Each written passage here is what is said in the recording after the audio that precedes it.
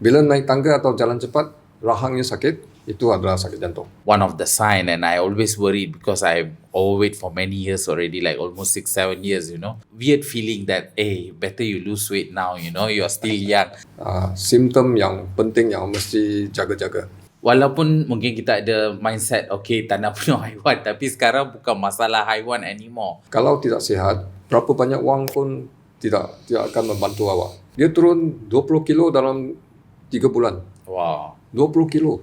Okay, so kita kembali semula dengan Dr. Wong. Kita dah belajar banyak benda mengenai heart issues, dan of course kita ada lagi beberapa soalan.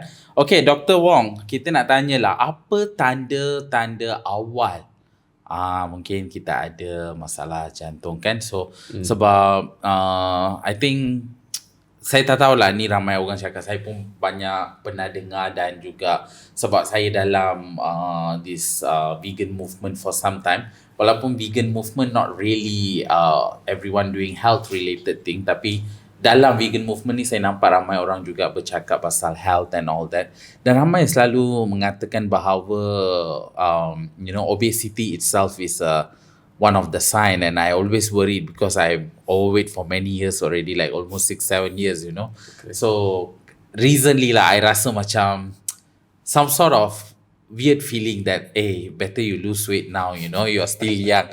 So I don't know what is the early sign, sebab I mean, thank God I never seen any sign, but I want to know. Okay. So saya bekerja sebagai pakar jantung, dan kebanyakan pesakit yang jumpa saya, mereka ada penyibitan yang teruk tetapi tak ada gejala, tak ada simptom. So saya punya pengalaman, lebih kurang 50% patient yang ada penyibitan yang teruk tak ada simptom.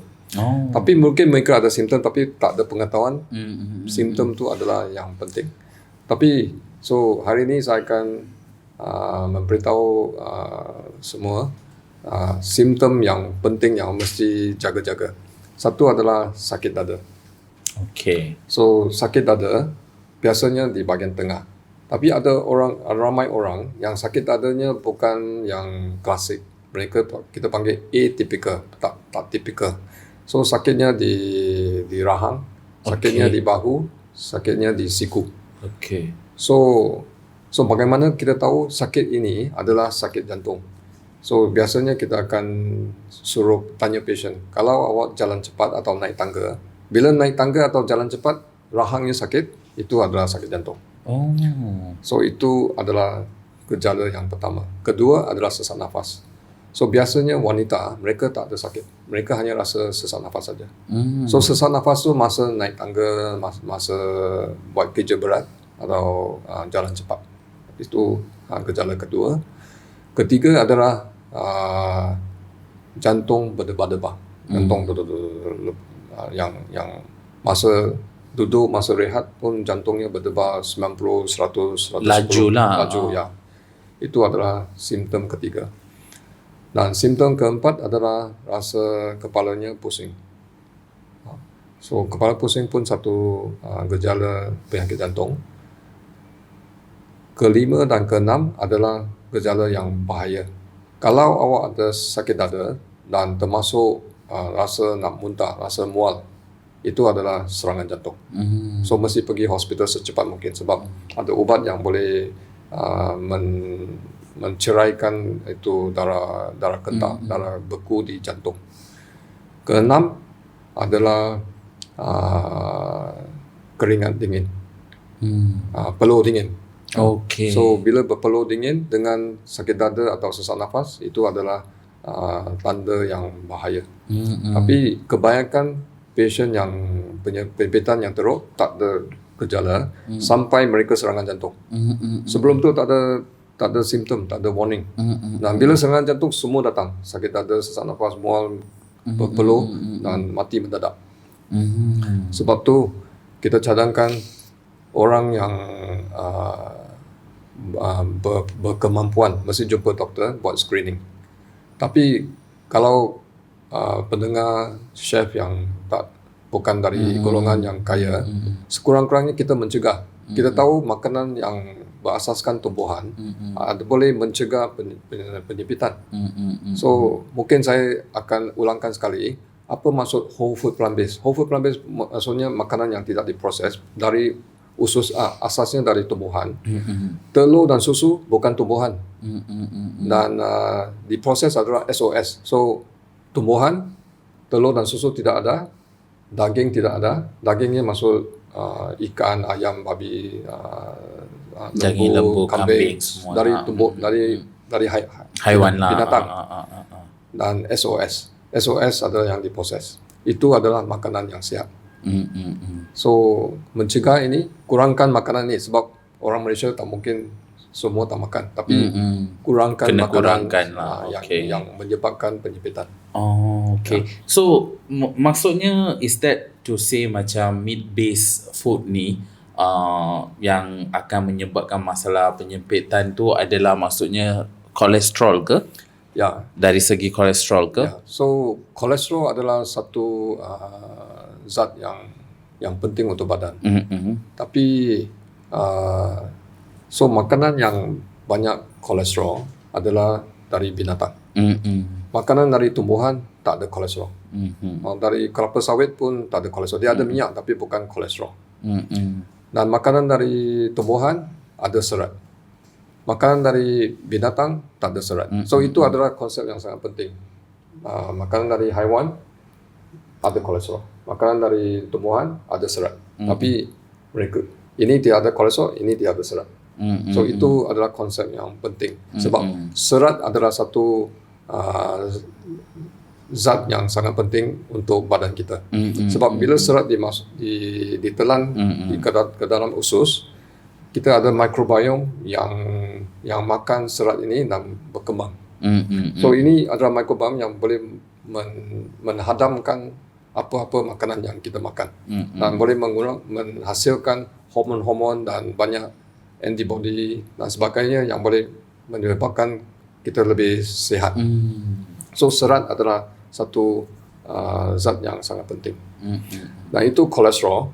So kalau mengikut RDA, Recommended Daily Allowance, setiap orang yang direkomendkan kolesterolnya satu hari adalah 300. Tapi orang yang ada sakit jantung adalah 200.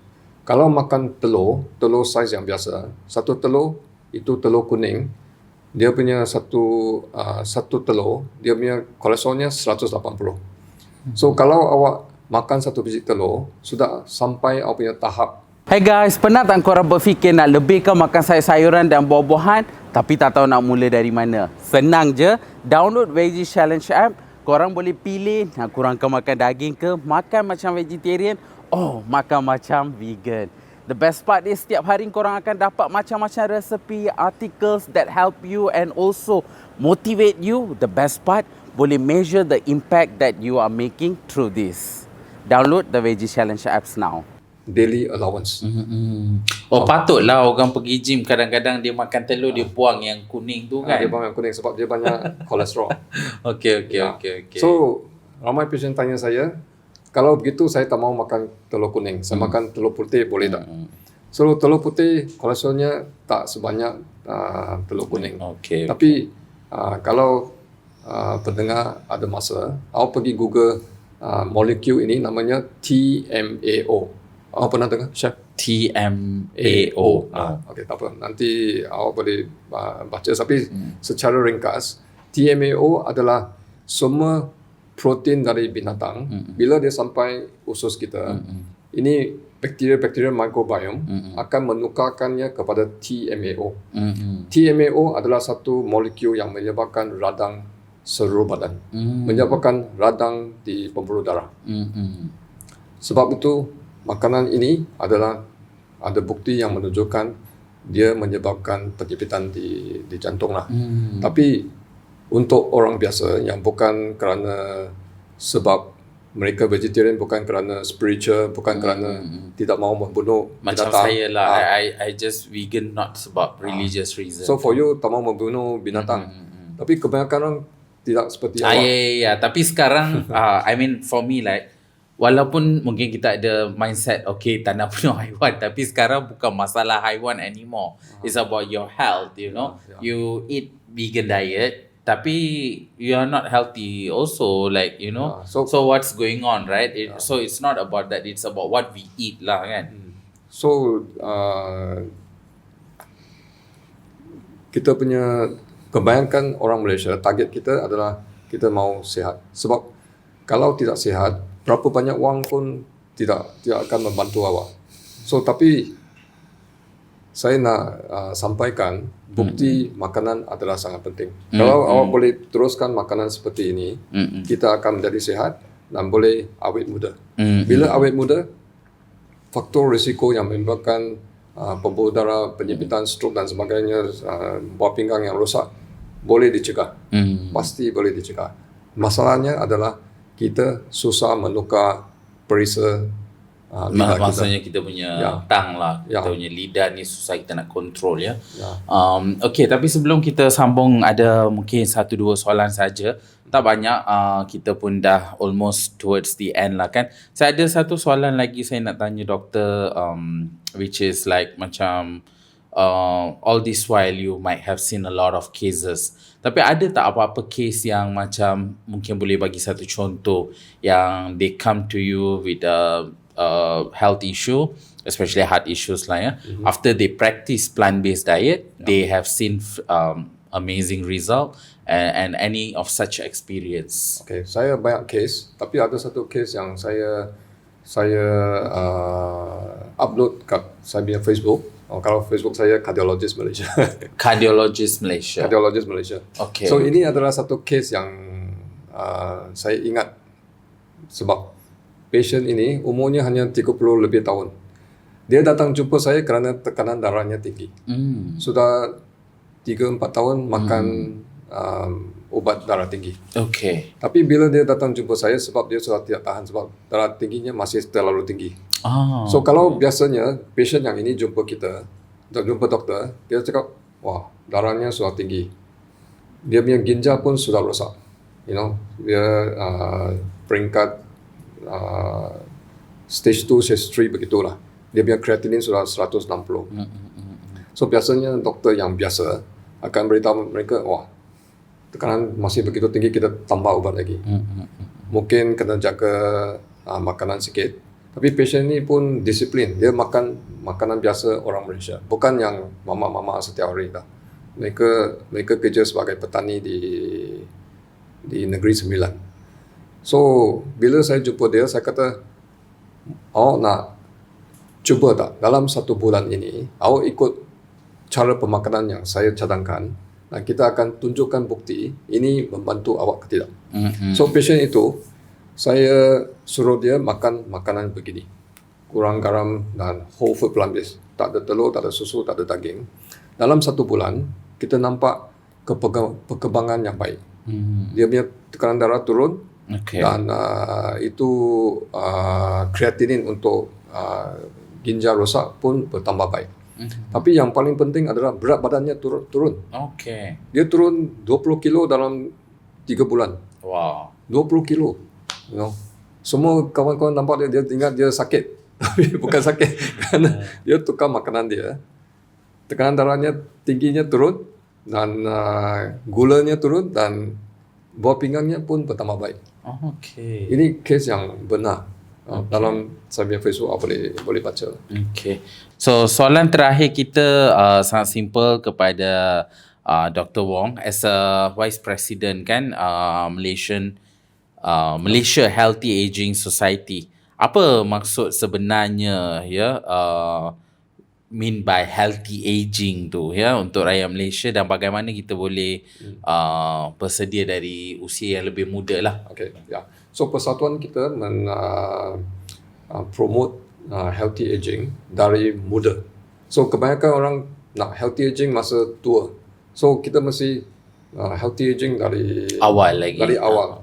So sejak awal, sejak muda di sekolah rendah, masa baby, dan kita punya adalah womb to tomb.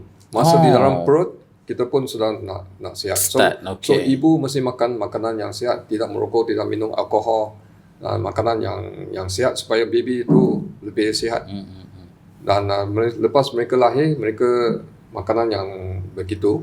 Dan healthy aging adalah satu bukan makanan saja, cara hidup, exercise, tidak merokok dan sebagainya lah. As you mentioned, like sleep, stress, you know, That's right. and all those things. Okay, that's nice. So hari ni kita memang belajar banyak tips-tips dari Dr. Wong. Dan saya rasa mungkin satu hari tak cukup untuk kita. Mungkin lebih banyak kita boleh bersembang. Tapi mungkin next time lah ya. So until we meet again, thank you so much Dr. Wong Thank you, for sir. being with us. And kalau belum follow lagi Plant Based Health Alliance, cepat follow and turn on your notification button. And jangan lupa download Veggie Challenge apps from your Play Store and be with us on this journey. Dan banyak lagi interesting recipes. And don't forget to let us know where you are watching this from. Okay, so I can say hi to you guys and thank you so much. Bye. Bye-bye. This video brought to you by Chef Day Vegan Journey, ProVeg Malaysia, powered by Veggie Challenge apps.